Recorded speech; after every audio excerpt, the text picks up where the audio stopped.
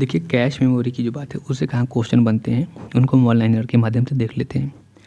Cache memory register के बाद दूसरी फास्टेस्ट मेमोरी है। टेम्परेरी और वॉलेटाइल मेमोरी है। कैश मेमोरी मेन मेमोरी का एक भाग है। कैश मेमोरी सीपीयू और रैम के बीच स्थित होती है। बार बार प्रयोग में लिए जाने वाले डेटा और निर्देशों को कैश मेमोरी में रखा जाता है। सभी मेमोरी की भांति कैश मेमोरी भी मदरबोर्ड से कनेक्टेड होती है।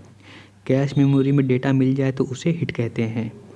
कैश मेमोरी में डेटा ना मिले तो उसे मिस कहते हैं, यानी हिट एंड मिस वाला कॉन्सेप्ट है। मिल गया तो हिट, नहीं मिला तो मिस। कैश मेमोरी का परफॉर्मेंस मापते हैं हिट रेशियो में। कैश मेमोरी का साइज़ 8 KB और 64 KB में होता है। कैश मेमोरी के प्रकार देखिए, L1, L2, L3, L4 दिया है। CPU, ठीक है ना, ये वर्ड ट्रांसफ़र है, बोथ साइड से हो रहा है, यानी ले भी सकते हैं दे भी सकते हैं।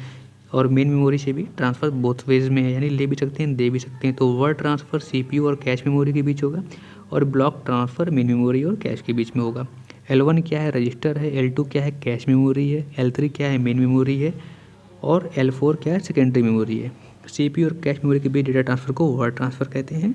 कैश और मेन मेमोरी के बीच डेटा ट्रांसफ़र को ब्लॉक ट्रांसफ़र कहते हैं। LRU, इसका पूर्ण नाम है लिस्ट रिसेंटली यूज्ड। कम प्रयोग किए जाने वाले डेटा को हटाकर जिसका प्रयोग किया जाता है उसी को रखते हैं, ठीक है। इसे रिप्लेसमेंट पॉलिसी इन कैश भी कहा जाता है, कैशिंग स्ट्रेटजी भी कहते हैं। कैश मेमोरी में प्रयोग होता है। ये तमाम प्रश्न थे, इंपॉर्टेंट थे। इसे आप देख लीजिए। अगली वीडियो में हम अन्य प्रश्नों के साथ मिलेंगे। धन्यवाद, शुभकामनाएं।